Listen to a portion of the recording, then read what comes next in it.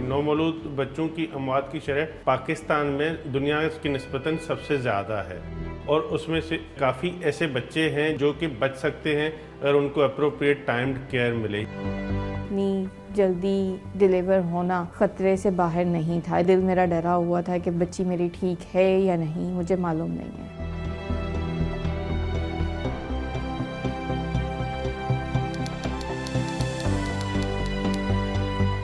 9th month जैसे अभी मेरे पूरे कंप्लीट नहीं हुए थे, तो मुझे खुद भी इस चीज़ में थी कि लेबर पेन हो रहे हैं या किस किस्म की तकलीफ़ है, पर वो लेबर पेन ही थे 7th मंथ स्टार्ट होने पर, जो कि बिल्कुल नॉर्मल नहीं है। पर डॉक्टर्स ने मुझे यही कहा कि अब आपका डिलीवर का वक्त है और उन्होंने मुझे डिलीवर रूम भेज दिया। लेबर रूम भेजने के 15 to 20 मिनट्स बाद बेबी मेरी डिलीवर हो गई। जैसे नॉर्मली बच्चे डिलीवर होने के बाद रोते हैं, वैसे मेरी बच्ची नहीं रोई। जब रूम में शिफ्ट कर दिया है तो हस्बैंड ने मुझे बताया कि बच्ची ठीक नहीं है और उन्हें NICU में रखा है। उसके बाद भी उन्होंने हमें कोई जवाब नहीं दिया था कि बच्ची ठीक हो जाएगी या नहीं। पिछले साल सितंबर में इंडस हॉस्पिटल ने न्यूनेटल इंटेंसिव केयर शुरू किया।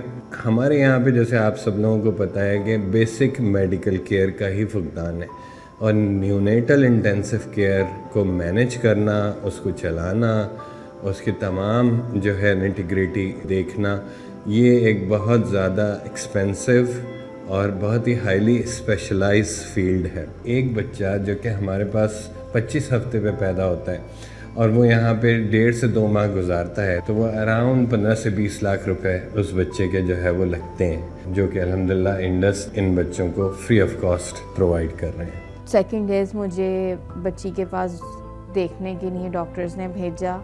जब मैंने इन्हें देखा तो ये बिल्कुल नॉर्मल नहीं थी, जिसे देखकर मेरा दिल बहुत ज़्यादा डर गया। और एक माँ का दिल जितना परेशान हो सकता है वो मैं परेशान इनके नहीं हुई कि इनकी इतनी छोटी सी थी, उसके बाद भी इन्हें तरह तरह की मशीन, सारी चीज़ें इनको लगी हुई थी। इन बच्चों को मॉनिटरिंग की ज़रूरत होती है। क्रिटिकल मॉनिटरिंग के बाद जाके ये बच्चे मैच्योर होते हैं। यहाँ से डिस्चार्ज भी मुझे कर दिया गया। 2 दिन गुजरने के बाद यहाँ से हॉस्पिटल से कॉल आई, मेरे हस्बैंड के पास अपनी वाइफ को ले आए, बच्ची की मदर को। जब यहाँ आके हम ऊपर आके हमने बात की है डॉक्टर से, तो उन्होंने ये कहा कि अब आप बच्ची के लिए आपको फीड की ज़रूरत है, आपकी बेबी के लिए, और आपको फीड आके यहाँ देनी होगी। पर फीड नॉर्मली मेरी बच्ची नहीं ले सकती थी कि OG उसे पास हुए पर मैं खुद फीड नहीं करवा सकती। उन्होंने मुझे फीड एक्सप्रेस करके इन्हें सिरिंज से कहा कि आप सीखेंगी, आप ये ट्रेनिंग लें हमारे स्टाफ से।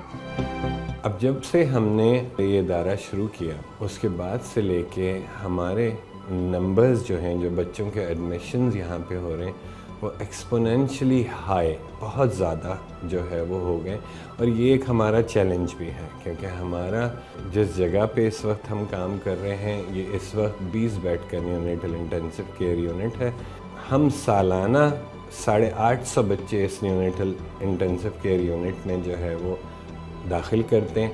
अब हम एक premier neonatal intensive care unit हैं और हम इस वक्त वो तमाम थेरेपीज़ बच्चों को रिक्वायर्ड होती हैं जिनकी इन्हें ज़रूरत होती है, अल्हम्दुलिल्लाह हमारे पास इंडस में वो तमाम ज़रूरियात जो इनकी हैं वो मौजूद हैं। बेबी हमारे पास एडमिटेड थी, फातिमा, वो आई थी जब वेट था 1 kg।